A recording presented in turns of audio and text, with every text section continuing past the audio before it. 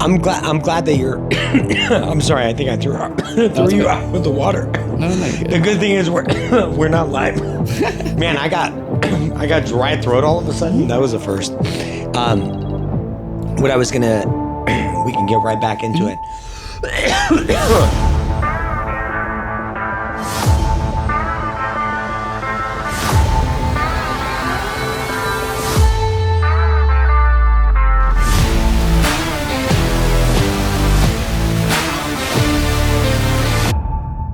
Hello, welcome to Evolve Your Brand podcast. I'm your host, Aaliyah Murakiz with the TKO Lending Group.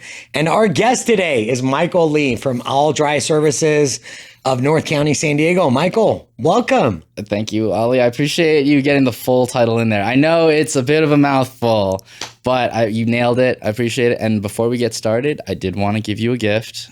I got you a little something. You got me something? I got you a little something. I stashed it back here.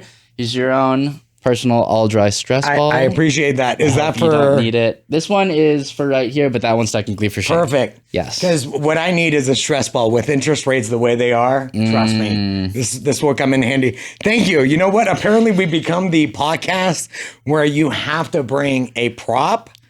Thank you to Zach Pitts, the avocado guy. Now we have a duck. So we're going to get a collection, folks. If you come on this show, we expect you to bring a branding prop. Thank you. Great. I would love like a little collection of all the people that came by. That'd be great. I'm going to build, we're going to build a little stand and start collecting it. You've started the trend. That'd be hilarious. All right. Okay, Michael, first podcast ever. Yes. What are you looking forward to the most, my man? I'm looking forward to sharing some stories, hopefully ones that, you know, some people, some of your listeners can relate to, identify with, learn from, you know, and also just excited to chat with you. You're quite the interesting person, and I'm excited for this opportunity. So thank you for having me. I appreciate you coming on and want to give these guys a little plug. Icon Industries. I'm going to get rid of that. Beautiful space. Right now. So, Michael, we'll get started with you. So, how did you end up in San Diego? Let's start there. What brought you to San Diego? All right. Well, originally grew up in Chicago, so born and raised until I was 18. I was like in the city of Chicago, unlike a lot of the people that you meet in California who say they're from Chicago. Yeah, I was like 5 minutes away from Wrigley Field, which is where the Cubs play. I grew up there. I could spot a drunk Cubs player from a mile away. It was great. Or a Cubs fan, not the players. So I grew up in the city, and then I decided to come to the West Coast. I just really wanted something different. Kind of wanted to do my own thing. That always growing up. My mom, it was our joke essentially. Like growing up, she's like, "Yeah, no, you're gonna go to college outside of the state. What, like you're supposed to go to learn how to be an adult away from me. Why would you go to school 2 hours away and come home on the weekends?" And I was like, yeah, okay, cool. Sounds good. So that was kind of always the premise that I understood. So I wasn't ever super worried about going super far. And then I visited California my junior year of high school, and I was like, sounds good. Yep, sounds good. San Diego, all right. Applying only there. Who was in the lineup on the cities for, like, what colleges were you looking at? You know, it's funny. So I have an uncle out here in San Diego, and my mom was literally like, "Hey, we're going to go visit, David. Go look up schools in San Diego while we're going to be there." Oh, okay. So then I went and loaded up a bunch of West Coast schools. USD was on there. UCSD was also on there. Okay. And then Stanford to please my mom. And Pepperdine just because of the size. So like USD and Pepperdine kind of, I appreciated the sizes of the schools. And then also strategically, I was like, private schools might give me more money, which they totally did. So I applied, and automatically, the minute I got my USD acceptance letter, I was like, done. Let's do it. It was great community, great size. Really enjoyed it. Campus was knocked my socks off gorgeous. Okay. And then they also gave me the most money. So I was like, okay, problem solved. Michael, if this AllDry doesn't work out for you, like you are the new spokesman for USD. You know what's funny? I worked in the admission department. So I actually was a spokesman for USD during my time there, all 4 years. I love the admissions department to death. Amazing people. And they kept me. Yeah. So I was doing front office work. So like if you ever visited campus while I was there, odds were 3 out of 4 days 3 out of 5 days of the week I was in the office talking to you as the visitor. if I need a campus tour, I know who to go to. They've changed things up since I've been there. So really? my info's like out of date. They got a new business school and everything. Okay. So I'm sure if I visited, I'd have to take a tour, honestly. But yeah, I gave tours every once in a while. Nice. Mm-hmm. What was the best part about going to USC? What was the biggest learning that you had while going to college? I think at college, I really learned how to specialize in things that I was already like kind of good at. So I've been really good at being a generalist in my life. So like jack of all trades, master of none. Okay. Like pick things up relatively quickly or not at all. So then just like, not even on the table. It's great. But from there, I went to college and I kind of knew that I wanted to do something, like lucrative. Obviously, that's the whole point is like my family is like, you're going to go to college. So that way you are successful in whatever career you choose. You know, the idea being you're going to make enough to live. But I also wanted to do something with people. Like I've always been a really good connector and relating to people and kind of getting to know them. So then my mom always kind of told me like, I could see you as a like manager, in business. Cause that in her head, that was kind of always what relators do. They're executives. They are, kind of those leadership positions. And I was like, okay, maybe I could see myself doing that. So then I went and I said that my intended major was going to be business admin. Okay. But I technically went in undecided because USD lets you do that, actually. Like the first 2 years, you don't have to announce your major. You can tell them what you want to do, and they'll get you set up for that. So that way you're not just taking a bunch of gen eds. But they don't like pressure you into deciding right away, which was kind of nice because the minute I got on campus, and I hung out with a bunch of guys that were going to be in my dorm, and we all went around in a circle and said what our major was going to be. 90% of the guys that were in my dorm, I want to say maybe like 95%, all said that they were going to commit business admin. Oh. I will never forget. I was at like the end of the line, or I was in the middle because we were doing alphabetically, and we all went in a circle. And half the circle got to me and said business admin. And I just went, okay. And I was like, yeah, probably business admin. We'll see. And then the other half of the circle did business admin. I was like, okay, I don't see a lot of myself in that group. And also, I don't know. Haven't ever really been super comfortable being one of the masses. Yeah. Okay. There's like a little rebel. I like my, a little might be an understatement. But yeah, I always kind of like being the odd man out. So like that kind of sowed the seed of maybe like, okay, let's keep our options open. And then literally my first class of my entire college career was a communications course. Okay. Intro to human communication. I fell in love right away. I was like, all right, this is what I'm going to do. Because I had been aware of a lot of patterns and a lot of kind of unspoken rules in communication, but I didn't know that there was like an academic area of study that literally laid out everything. And that blew me away because these were all kind of questions that I had personally had growing up as a child, interacting with all sorts of different people in a very diverse city. So then, realizing that a lot of people are bad communicators. I even think that I was a bad communicator as a child because I was very one-sided. So then just kind of growing up, realizing that not a lot of people are good communicators, and then realizing that there is literally a whole area of study dedicated to it. I was like, oh, duh, easy choice. And what's the biggest impact that educating yourself on communication, what's the biggest impact that you've applied? I talk less. I talk way less, and I listen way better. That has been a tremendous, tremendous help. And I think has just made me better at relating to people in general, like as a networker, as a salesperson, and just as a person in general. I think it helps people really open up a lot more. And then I also get a lot more information and I build a better profile of this person in my head. And not in like a negative way, just like I just like to know people so that way I understand where decisions are coming from. Because like there's always a reason. We always have everyone has their own logic. But problem being, everyone's logic works differently. Right. So like if I I'm trying to explain. Yeah, I always say that like everyone works with a different set of rules, and we don't realize that because, you know, we're told like, oh, treat others the way that you want to be treated. But like you might have you are your own individual. You know, you have your own rules, you have your own history, you make your decisions based on that. And not without having this kind of conversation with you, I have no idea what kind of context you're coming in with. Right. So like, how can I judge your actions or what you say without knowing anything about where it's coming from? What I appreciate is about your reflection and insight, and that's great that you're diving into communication. Have you, by listening more, what have you learned about yourself? That's a hard one. By listening more, I think I realized I'm a more patient person than I expected.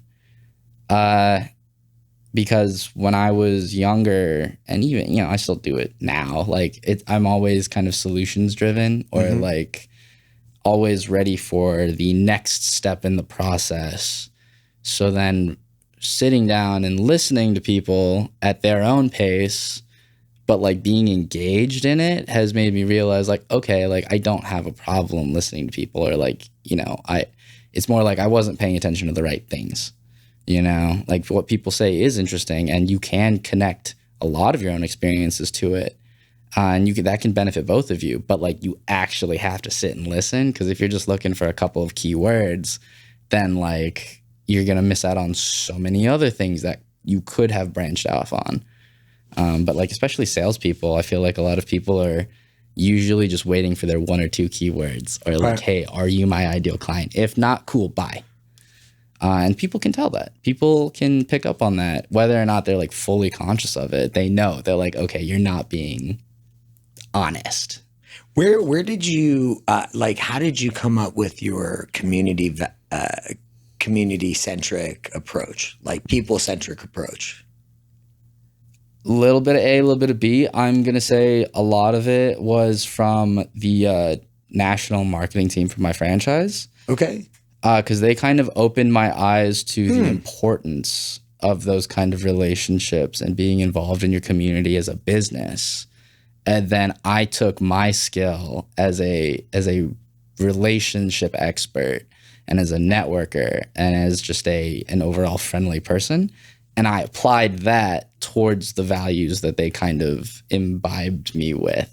Because the whole concept, so one of the things that AllDry as a national franchise does, I think a little differently, is that we really focus on that community engagement and those referral relationships for long-term growth. We're not just saying, hey, you know, if you shoot me a job here, I'll send you a bonus there.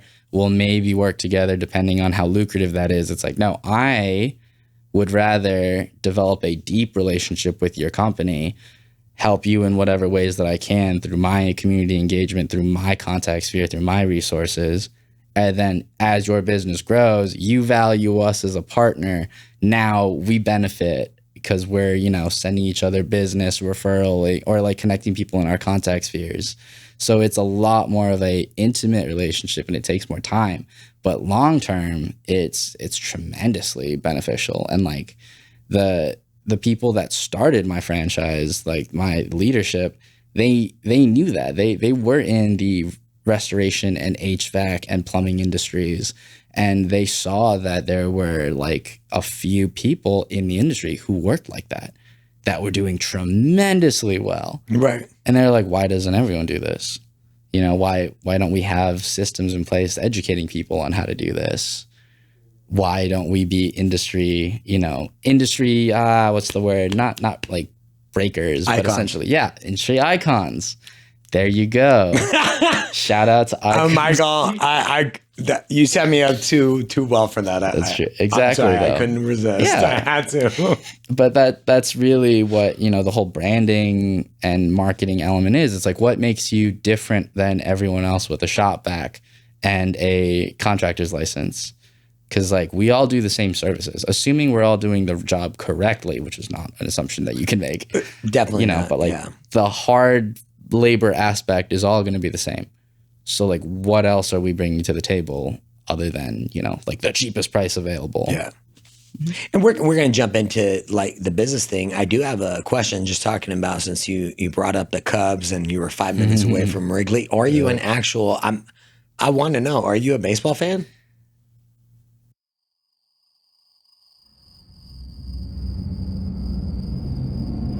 No. Unfortunately not. You literally brought it up. I love the games, and I love going to a game at Wrigley Field and experiencing that culture and energy. Okay. Huge. I can't just sit at home watching a baseball game. Gotcha. It's got to be with like people. You love the social. I get it. There's nothing like going to a baseball game. Mm-hmm. Are you actually a sports fan? It depends on what sport. I need something like a little high action. I'm gonna go watch sport?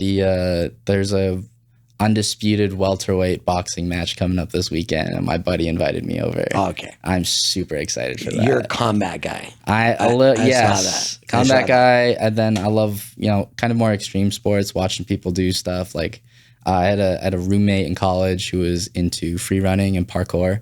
Okay. So then learning about that community and watching clips. Free running? Free running is you know what parkour is? Just the flipping. Oh, okay. So it's basically, if you ever see clips of guys doing crazy stuff like running along buildings and flipping off of things, and so free running, the idea is that you're getting from point A to point B in the quickest, most efficient way possible. So that can be, jumping over things, doing a flip over something, just creative movement. And then parkour, I'm someone's going to spear me on getting this wrong. But idea as long as they spear you and not me, we're okay. Parkour was more trick oriented. So it's like, all right, not only are you getting from point A to point B, you are now getting from point A to point B in the most stylish or powerful way possible. There are guys that can throw double backflips. And a cork is where you throw yourself. It's a flip with a twist in the middle. So there's a whole lot of just crazy things that people can do. So I loved seeing that, because I was like, oh my God, what? Yeah, that is crazy. And then I learned how to do a backflip at one of the gyms that he practices at, because I was like, I mean, if a human being can do this, I'm a human being. In theory, this is possible. And it was just always something that I was like, I would love to be able to do a backflip. So I taught myself, I had my friend teach me in one night, and I got it. And now I'm never going to be able to throw it on a hard surface ever again. You are literally the embodiment of an entrepreneur. Everything, risk, extreme. You were born for this. Appreciate that. What do you appreciate about the extreme sports? How come you respect it? You talk with it with such passion. I realized in my adulthood I might have a touch of ADHD. That's the touch. And a lot of executives and entrepreneurs that I meet, 95% of them have symptoms or have described things that I'm like, that sounds similar. Or just nowadays, there's so much more information and knowledge about ADHD and ways that it manifests, and other neurotypical behaviors that people just never really understood was a sign of something else. Growing up, the ADHD kid was always the one that was just running around, being obnoxious and not paying attention. But on the flip side, there were a lot of kids, I'm sure you were probably one of them, Oli, where you got your work done in the first 5 minutes that you got the worksheet, and then you just had to entertain yourself, but you knew what got you in trouble. So you just didn't get in trouble, but you were not zoned in to the teacher all 45 to an hour long. But you just knew how to be productive about it.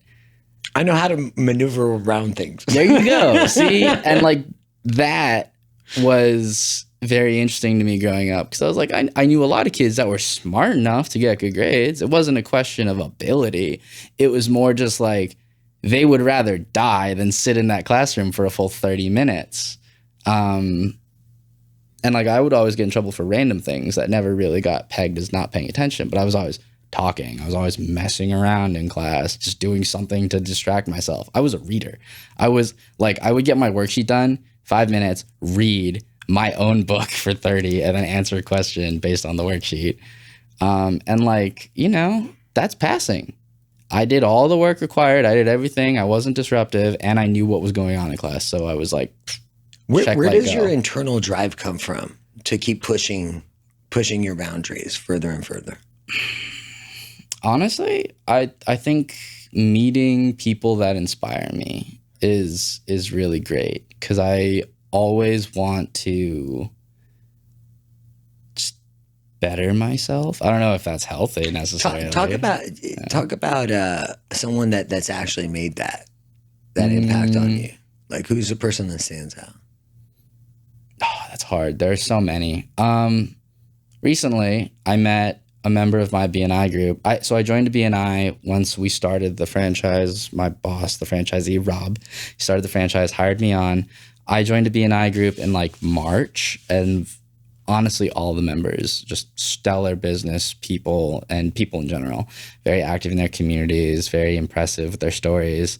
But there's one, he was my mentor that signed me, or that kind of helped me through the process when I joined. And just the range of his experiences and the extent to which I would say he peaked in like each of the industries that he worked in. Like, oh my God, this guy's story was crazy. So he started at like 16 as an engineer, or as like an office worker, just a general office worker for like an engineering firm.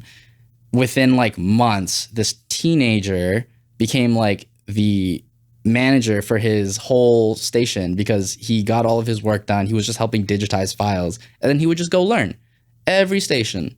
And eventually he got to the point where he was helping everyone with all their stations. And then like the manager came over and was like, hey, why aren't you doing what I like, this, menial labor that we gave you? And he's like, because I finished it like months ago.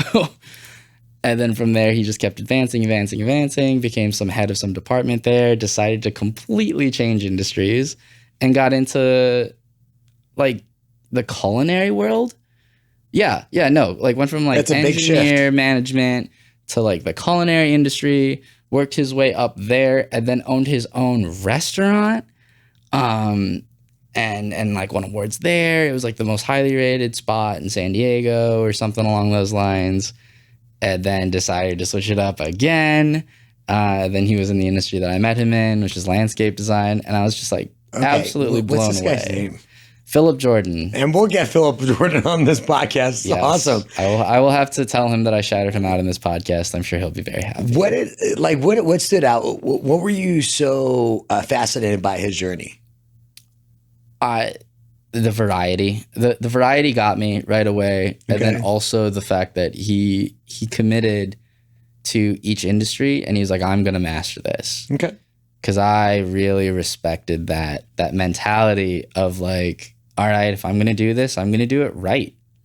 I'm going to be the best at this, or I'm going to be as good as I can possibly be at whatever the task I've dedicated myself to. Because I personally, I'm like a very all or nothing guy, which has its ups and downs, It's a far range. I didn't want to get in front of the mic, but it has its ups and downs, right? Because, we can excel at things that we really, really dedicate ourselves to, but that level of commitment is also hard. So there's a lot of things where like I want to commit to it, but I don't end up putting enough effort in. And if I don't feel like I put enough effort in, I almost like lose interest. So it's a double-edged sword. But like learning that about myself, or like, learning just being okay with that really is like helpful, because then it's not like, oh, why am I dropping so many projects? It's more just like, no. That either didn't hold my interest, or I didn't invest enough time for it to hold my interest. One of the things I saw was you talked about mindfulness. And so what's the one thing that you do every day to be mindful? It's funny. I just recently reminded myself about that whole mindfulness, and literally before I came in here, I tried to give myself a minute to meditate. Just because going over all of this, I was like, man, I haven't given myself enough time to be mindful. But in college, I took a course on like basic Buddhism. And one of the things that I really took away from that was just the idea of being very aware, not only of yourself, but of others. I'm usually pretty aware of others, but the awareness of the self was what got me. And I don't know, I was in that course and they were like, all right, we're going to meditate. And I was like, when's the last time I just let myself be with my thoughts for 10 minutes? I didn't have an answer for them at the time. And I was like, all right, well, that seems like a healthy thing to do. So let's try it. And I really appreciated that. I feel like it made me just doing that regularly made me more mindful in my interactions. And then it also kind of helped with understanding myself. You know, sometimes we have feelings that we feel and we might not know where they come from. And that's frustrating. And that frustration sticks with you versus like, if you know where something's coming from, you could be like, all right, well, I can do something about it. I can feel my feelings and get over it. I have choices now. But like when you're just stuck just feeling things, it's very paralyzing, which I don't enjoy. It's amazing thing, writing shit out. It's a great way of putting it. Just write that shit out. Bye. Yeah. That's mindfulness. I mean, for you to have that and really reflect inside that's, I think, one of the things that really just blows me away about you is that like, that's great. That's what helps the self, the self-improvement, that thirst for knowledge and getting better. So I think that's one of the things that really stands out. I appreciate that. Thank you. I mean, it's all about the opportunity. Like you provided me this opportunity to come in here, expand on my podcast experience. And like, why would I not take you up on that? You offered it. It's already on the table. And this is a huge risk. And you'd be surprised. Like a lot of people don't put themselves out there to say, hey, I'm ready to, be vulnerable. This is what I do. Mm-hmm. I want to hear the story. So who do you work for? Like who hired you? Let's hear the story. So I work for Rob Peterson and he's the franchisee. So he is the owner of AllDry of North County, San Diego. And the way that I met Rob is my favorite story because it sounds super crazy and off the wall right away, but with context, it really does. It shows off Rob's ability a lot. And then also like it makes me feel good because I was renting cars at Enterprise Car Rentals and I got Rob into a car for a weekend, thought absolutely nothing of it. And then I got a call back at the branch saying, hey, somebody wants to talk to you. So we didn't actually have personal phone lines. There was just a booth of phones in the back of the branch. Right. One of my coworkers picked it up, like fresh hire. And then he's just he calls me back. He's like, hey, Mike, some guy wants to talk to you. I was like, uh-oh. You don't call the rental place back. Got it. Without a problem. Usually. It's not like, hey, that was such a great experience. Thank you. Have a good one. So I was like, all right, great. So I picked up the phone. I was like, hey, this is Mike with Enterprise. And Rob essentially was like, hey, I don't know if you remember me, but I was absolutely blown away with the conversation that we had for, 5 minutes, 10 minutes getting me into this car. I'm going to be starting a company and I would love to talk to you about an opportunity. And I was just kind of like, okay, interesting. And that was one of those times where like my radar kind of went off, like the opportunity bell. Mm. Not like a red flag or anything. It was more just like, this is interesting. I smell something. I don't know what I smell, but I smell something. So then I was like, okay. Sounds good. I would love to set up a breakfast, just get to know you a little bit more, figure out what this is. And that was really fun to do because I was looking at my manager on the phone trying to be like, yeah, here's my personal email, blah, blah, blah, blah. Let's set this up outside. So I met with Rob and I learned that he was starting a property restoration franchise. And he essentially told me that the way that I related to him in that 15 minutes that I was renting him a car was the way that he wanted his relations manager, his business dev, to relate with businesses that we would be developing relationships with. And he was also like, the fact that you did it in that way, despite the fact that you were going to be doing this over and over again throughout the day. And the fact that he didn't feel like I was pressuring him or trying to take advantage of him in any way. which is hilarious because I got him into a sports car with an insurance package. But he didn't feel that way. No, absolutely not. He felt that it was like out of genuine concern. Like he knew that he bought extra stuff. There was no secret additional fee. He knew that I got him into a nicer car than he originally was looking at. And he knew that I got him an insurance package that I think was still beneficial. That's why I sold it. But like he didn't need to do that. It was an optional choice. And he was so happy he offered you a job. Basically.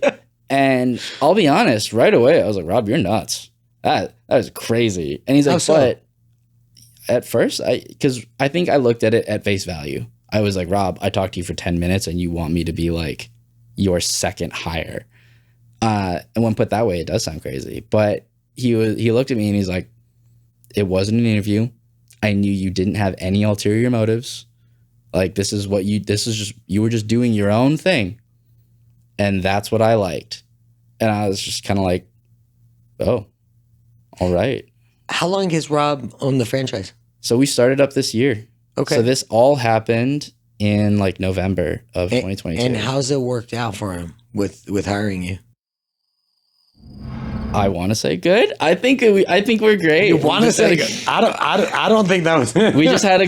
Let me try that again. Hey, Michael, how's it worked out since Rob hired you? Like it's been amazing. Has it? Like, yeah. Is he happy? Like, yes. We have a lot of conversations about this as well. Like Rob's a very involved owner, so like he's basically my GM, my general manager, and we talk about this a lot because like I understand that I really took that to heart that he wanted me to be like a core part of his company, and he gives me a lot of freedom, but like we do keep in touch with each other, and like he gives me legitimate, genuine updates. Recently told me that we're doing better than he expected within 6 months of our opening. We're ahead of his plans, and that made me so tremendously proud of the work that we're doing, and it also motivated me to do more, because just because we're ahead doesn't mean we can't be doing better. And right. Making sure that we're making sure that all of our team is taken care of, that there's communication between everyone. There's a real relationship with everyone. It's not just Rob and I and our two techs doing their own thing. Like we make sure that we really involve everyone in the decision-making process. I have already taken one of my techs to some networking events just to give him exposure to that. And he didn't need any practice. He killed it. Oh my God. I should have done less, honestly. But like that kind of exposure and getting you into the community. And then also that builds visibility for us as a company. What is it about Rob that you appreciate as a leader? I was honestly so blown away by Rob's like honesty and genuine commitment to just being communicative and trustworthy and like an honest guy. That's what pulled me away from Enterprise. So like, I'm not gonna like do an endorsement for them or anything, but when I was there, it was a very solid career path. Like if I really wanted to try, I was doing well there too. I was one of their top salesmen. So like if I really wanted to, I could do very well for myself within a year had I stayed there. And I was, by the way, for context, I was only 4 months into my employment in Enterprise. Oh, wow. Okay. Oh, yeah. No, that changes things. I had just started, and I was during my time there, I was one of their top salesmen in the region. So I made my own, really built my brand there. And then right away, Rob was like, hey, here's this opportunity. And it really threw a wrench in my gears because I was like, this is a pretty scary opportunity. He's just opening a new company. I don't know very much about this industry. This is a new position for me. I'd never been business dev. I'd never been responsible for building relationships for a whole company. A startup. Yeah. Nice. Thank God it's franchise. So at least I knew that we had, really, literally just hitting the ground. And a lot of people told me I was kind of nuts. I was going to ask you about that. So how many days did it take for you to make the decision? That's what you're mid-20s, right? Mm-hmm. Yeah. That's a pretty big, like 4 months. How many days did it take? Oh, it took a while. And you know what? Interesting. I almost missed out. I almost told Rob no. I actually did tell him that I was worried and wasn't sure if it was for me. And Rob's a smart guy. He was like, you know what? That's your decision. I absolutely respect that. I really, really want you to be part of my team, though, so I'm going to give you some time. And I will come back and check in. And I went, okay, absolutely. Because that first no was a lot of me letting other people influence my decisions. I'll be honest. Basically, everyone that I talked to said, no, that seems absolutely crazy to do when you are already doing really well at this company that is like super reputable, has a great career path, blah, blah, blah. And like you're new to the professional industry too. Like I have work experience, but it wasn't like full-time, legitimate corporate work. So then people are like, this is a great resume builder. You know, why are you jumping ship on this maybe opportunity? And I was like, but it just seems so good. Like everything about this position seems like something that I could really dive into, really expand in, really make my own, and then also do something helpful. Like I love that no matter what I do, our services are beneficial. And then the fact that we are a trustworthy, honest company makes it even easier. Because basically, you know, when it comes to whatever service you provide, everyone can get the same technical certifications. Everyone can learn how to do things correctly. But not only do we do things correctly, but we can relate to our client. We can genuinely make sure that we are empathizing and working with them to make sure that they're happy with their long-term decisions. It's the Rob and Michael connection. Yeah, exactly. Yeah, there you go. I got you. I got chills. So, Alex Hermosi, do you know who that is? I do not. Okay. So he's, you'll love his content, and he's built companies, acquisition.com. So Alex Hermosi says that 80% of their decision with regards to the companies that they invest in has to do with the leader. What do you think about that? I trust that so much because that's literally what pulled me over to my company. Right. Yeah, like Rob was like, I'm going to surround myself with good, caring people that are willing to educate themselves. And I think our company is going to grow exponentially from that. And now that I'm out in the business community and meeting others like companies, sub 500, so quote unquote small, but like really successful teams, I'm seeing a lot of that. It's people who surround themselves with people that they trust and people that they're willing to invest in. And then from there, they're just seeing like exponential growth. And I'm a big proponent of teamwork and like synergy. Like the work that you get from a group that genuinely can rely on each other and really understands each other is so much more than the sum of all of your individual parts. I think what I've heard and stands out to me is the standards that he holds. It's not about running a restoration company. It's really about taking care of people. That's really what it sounds like it comes down. So share your favorite story when it comes to AllDry. You know, what's recently happened that really helps us make AllDry stand out. Let's see.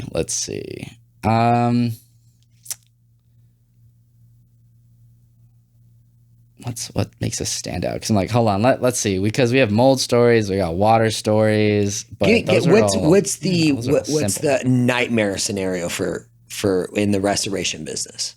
Oof. Give me that story. So the nightmare situation there, one of the first jobs that we ever worked was for a dentist's office. And this was one that Rob actually had a relationship with. Rob just happened to know the dentist. But what happened was they had a plumbing issue in one of their suites. So like one of those chairs had an issue. So it just spurted water out everywhere. But the problem being is that it was just one of their suites. And obviously the office had to continue operating. Like they couldn't just take a full week off while we dried the space out and did demo and everything. And especially because it's, it is still a medical facility too. So when it comes to demolition, there's so much particulate matter and just junk that gets, created that you really want to make sure that that's not basically just circling through your space. So what Rob was able to do was we were able to work with them, and he is a saint for this because I don't know if I would have been happy doing this as a business owner. And this is also when we were just starting out too. So Rob was also doing some of our tech work because he really essentially wanted to know that the whole industry, he wanted our team to know that he was in it to win it. Right. So he was doing some of the demo himself. But we were working in this dentist's office before they opened and after they closed. And then we would just contain the space during the day. So that way we have negative pressure going, we have air filters. So essentially that space might have been a little loud, but it was fully contained. All of the air coming out of there was clean, and they could operate during the day, and they could go about their regular business without that one chair. And then we would come in and remediate, do the demo, and dry it out for them when they were essentially not in operation. And I think that was tremendously helpful, especially for local businesses that rely on day-to-day operations. Like there are a lot of businesses like a restaurant, a gym, anyone that is in their office regularly with clientele. Like 2, 3, 4 days without any clients is huge for a lot of people. It could be detrimental. I mean, as a small business owner in California, has so many small business owners. What was the feedback from the dentist? Oh, he was one of our best reviews right away. Like really? I personally love looking at our review page because you can see that so many of them are like genuine and they're long-winded, which makes me happy because it really shows people's appreciation. Like they're just sitting there just, word vomiting to give us these 2-paragraph reviews rather than just being like, yeah, 5 stars. That was good. Cool. It was cool. Nothing wrong with that. Just a blurb. Yeah, exactly. You said that reviews are important, getting that positive feedback. What is it that you appreciate about them taking the time to write out that long review? I think it's back to my whole devil's in the details. Like myself personally looking at those reviews, I'm like, I can tell that these people genuinely appreciated the service, that they really felt like we cared about their situation. We weren't just here for our payday, like, so many companies that they've previously dealt with have, or, people always feel like that because regardless of a situation, if you have to pay for something, that's automatically like a barrier to trust. Unless you know the person directly or they've developed a relationship with you, it's kind of like a lot of people are worried about taking advantage of in emergency situations. And that makes sense because those practices have been prevalent. They were historically very prevalent. So, Michael, what are 3 tips that you would give to homeowners if they're going through a flood, mold? What are 3 tips? Okay. When it comes to that? So first step is for water. Essentially, think of water as the more water you're dealing with, the more expensive something's going to be. Because not only do we need to dry it out, but that just means that you might have more intrusion into your structure. Water, one thing that is helpful for people to understand is that water will flow in the path of least resistance and then also follows gravity. So if it's not running down, it's going to run out and then it will find something that it can run down. So keep that in mind if you have a flood or something happening in like an upper area, just because even if you catch it relatively quickly, you do just want to make sure that nothing got like within your walls because your insulation is like a sponge. Just sucks it up just like that. So there's that. Just make sure that things are done quickly.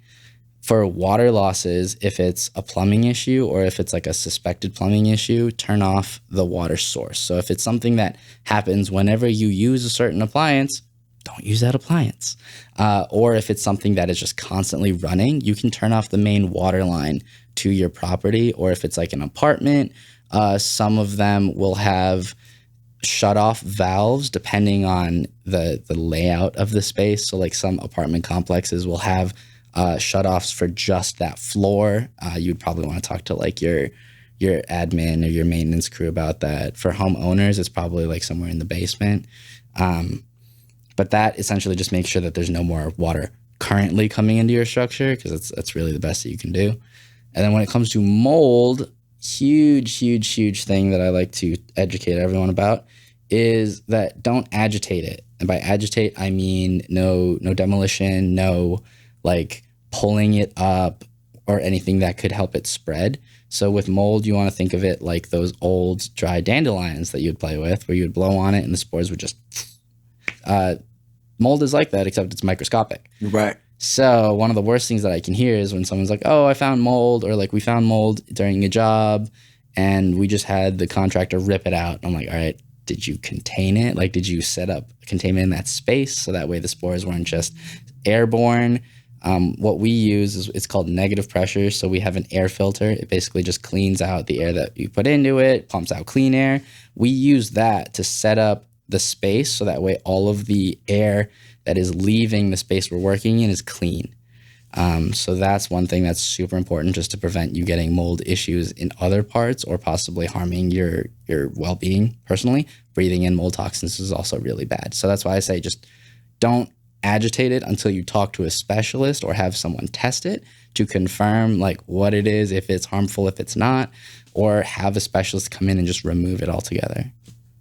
So I appreciate all those tips on flooding and the mold. Now, how do I pick? I'm a homeowner. You talked about that there are incentives that companies give out, that it's an industry that has some trust issues. I saw the reviews, and that's got to be pretty challenging to get in restoration, to get the reviews that you guys are getting. Mm-hmm. What is it that they should be asking? What should homeowners be asking if they do have a flood or mold on how they pick a company? What should they look at?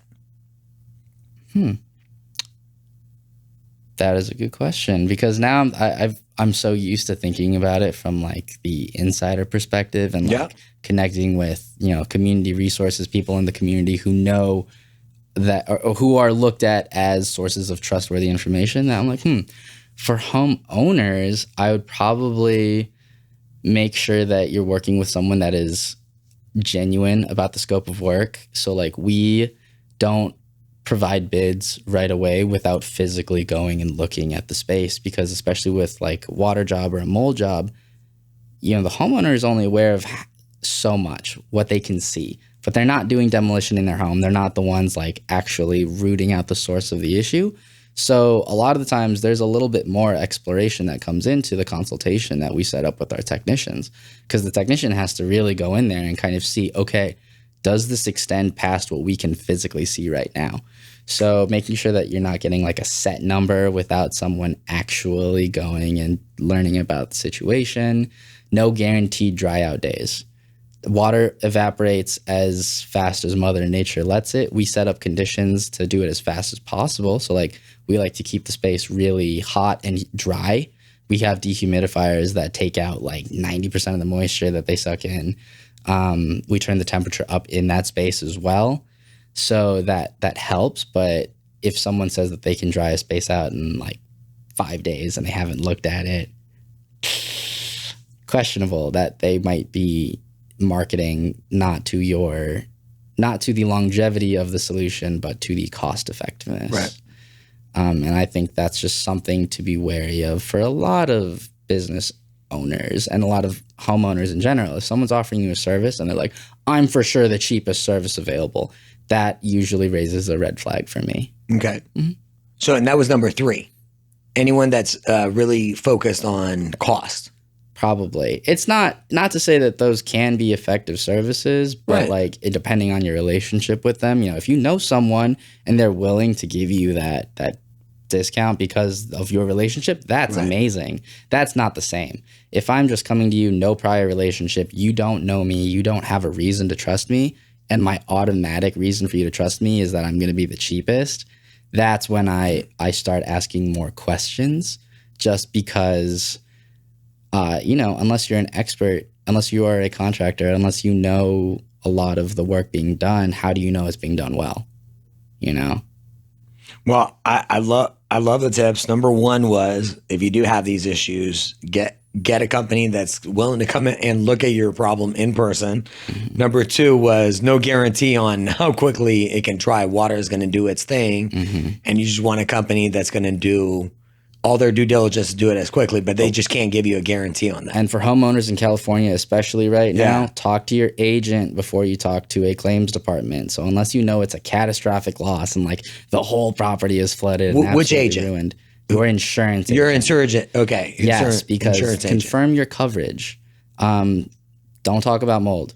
Don't mention that until you know for a fact that this is going to be something that needs to be filed and paid for by the insurance company. Mold can be an indicator of like maintenance issues. Okay. And sometimes they like to use that to not provide. So just be wary of be aware of who is really who really wants to cultivate that relationship with you.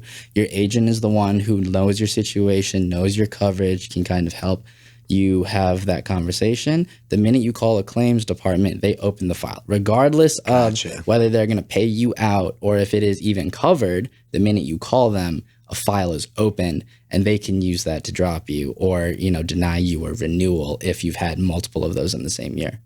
We're gonna add that as bonus tip for you. Make sure you call your insurance agent. And that also means you have to have a very knowledgeable insurance agent that can guide you through that. So number 1, in-person quote. Number 2, no guarantee on how quickly it's going to dry. And number 3 is if they're using cost as the least expensive service, you probably want to check out their reviews. That sound about right? Yeah, maybe just take a look. If you see a lot of 5 stars, no comments, like there's no input.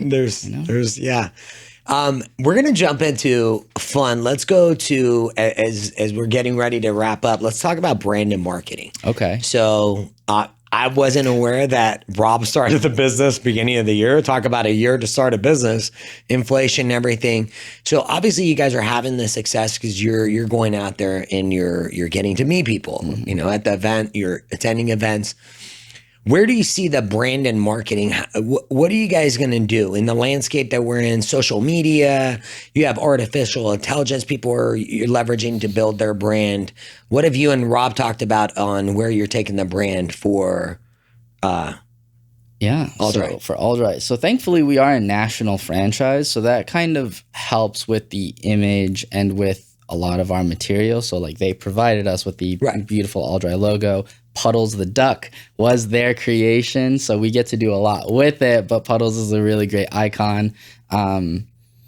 Really, one of the things that we've been developing and really going to start expanding on is our social media presence, because I have a pretty decent personal presence. I'm a big fan of branding. I don't know if you can see from here, but I have an AllDry belt with Puddles on it, on top of my orange AllDry shirt my bright orange AllDry shirt that I wear literally everywhere, along with my bright orange AllDry phone.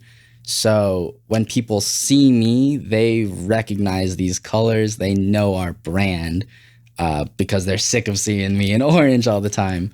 But now also translating that into the digital sphere, I've been working on my digital presence because I have a great personal presence. I forget to post about things and take pictures and really follow up. And I thought about it, and that's great visibility for the organizations that I'm a part of, visiting, other business owners who are doing things with the community like you. I'm going to now post about this, obviously, get my LinkedIn all about this podcast. But that was something that I had to develop coming into this because, previously I was in customer service and not so much marketing. So being in front and telling people about what I was doing wasn't what I was geared towards. Right.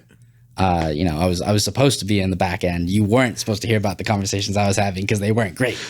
But now I'm more than happy to share about what we're doing, the stuff that we're getting engaged with, the communities we're a part of.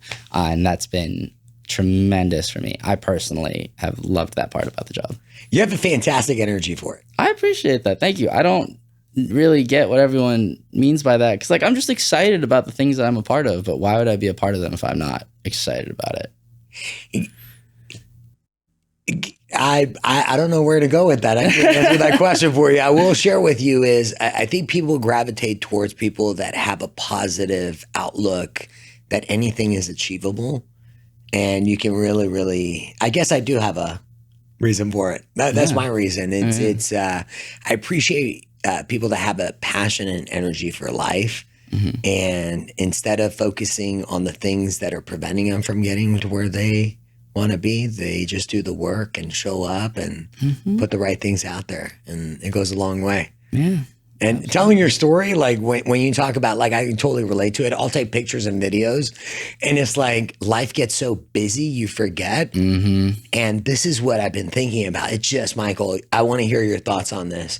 So somebody said, it doesn't matter how great your product and service is if no one knows about it. Whoever said that deserves a handshake and a medal because that was, absolutely. And that's something that even my national marketing director has outright told us, because because of the approach that AllDry has to the relational marketing, a lot of the marketers that get hired on throughout the franchise are very good at relating to people. They're very friendly. But then on the sales side, sometimes people forget to ask for the sale because we have such a good relationship, and we think of sales as like it can be predatory. It can be seen as this kind of big, dark, shady figure.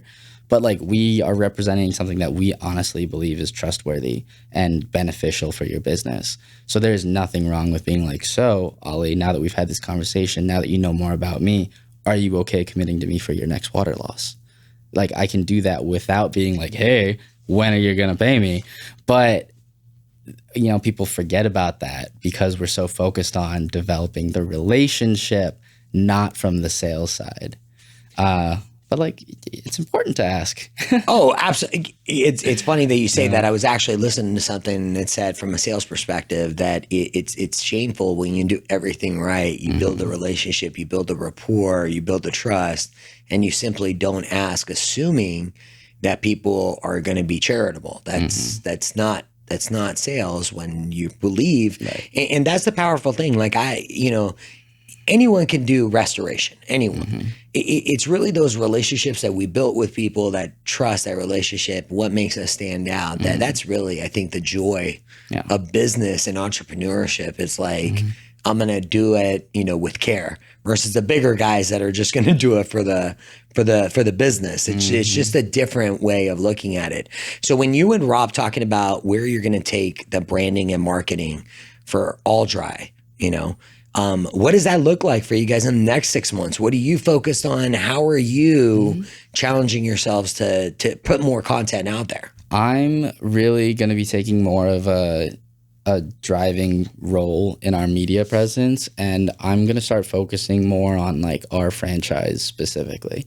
Like people within our franchise have done a really good job of this, like making their own materials, but also showing more about their team, showing them on actual job sites that they're working, not just like, clip art of someone with a flood or this hotel, whatever, or, someone frustrated with a water loss. Right. It's them showing their community engagement.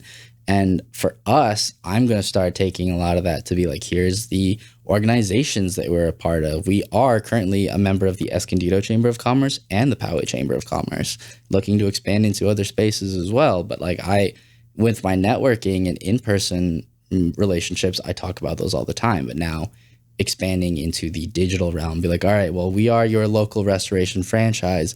Here's what else we're involved in. Because, if you're just shopping around for someone with an HVAC, or with a vacuum that can suck up water, then you have a lot of options, and you're probably going to be going based on like price and convenience.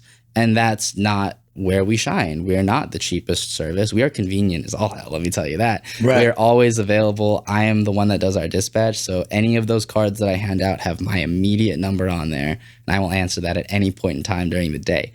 But at no point am I ever going to say we are going to be the cheapest service available. I know we use fair insurance standard pricing. We use the same tool that insurance adjusters actually use. But at no point in time have I promised to be the cheapest service, because I know that my techs are going to do the job correctly, down to making sure that everything is dried out to like the core of a wooden beam. But that takes time. And that time is money. Yeah. It's called you pay for standards.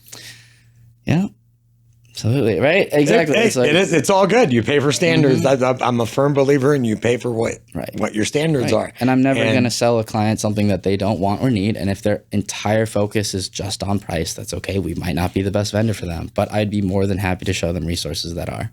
And it's funny, sometimes those end up, the people that don't do business with you because you take care of them, they end up being some of your biggest advocates. Exactly. Because you weren't trying to just weasel your way in wherever you could.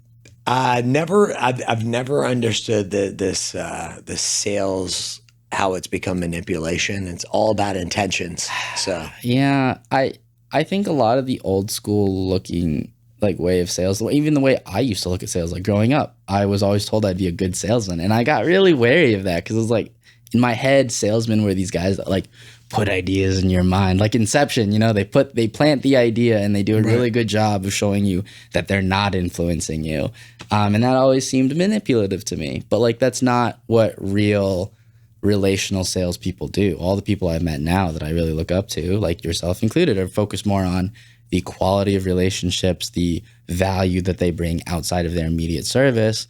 And then the minute someone does have something that's in your industry, they know who to go to because you were genuinely helpful for them outside of your industry. Why would they not use you for something that you literally specialize in? Michael, I have thoroughly enjoyed this. Rob is very, very fortunate to have you representing the AllDry in North County. Where can our audience find you guys when they have a problem, when they have a question? If you could just drop, where can we get in touch with you? So, Ollie, you have the resource right here, just so you know. Yeah, I do. But our 24/7 emergency service line that you can call at any point in time and we'll have myself pick up is 760-527-3792. That is just for calls. That is like the big red emergency line. But we also offer free consultations for homeowners because, you know, not everyone knows what to do the minute you have a giant flood or the minute you move something and you find a huge patch of mold. So we really want to be those educators, those community resources as well. So our consultations for homeowners are free unless we start, you know, doing water mitigation, sucking up water, doing demolition. It's just a consultation and it's just to help you understand the next processes. And the funny thing is, as a small business owner, free consultations do cost money. They're just it's a value add that companies do. And being in the real estate industry, it never hurts to get 2 to 3 quotes. Absolutely, never ever. Because sometimes you get a quote that's like 3 times as much as the other ones, and you're like, oh, good to know.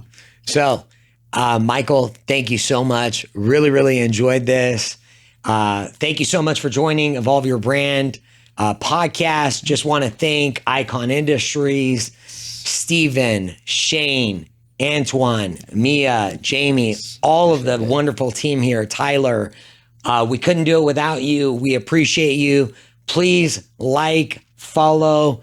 Make sure you follow my man, Michael Lee. If you have any questions about mold, flood, this is your guy. Call him, and I'm sure you're going to get the right, truthful answer and a quote. Michael, thank you so much. We are out.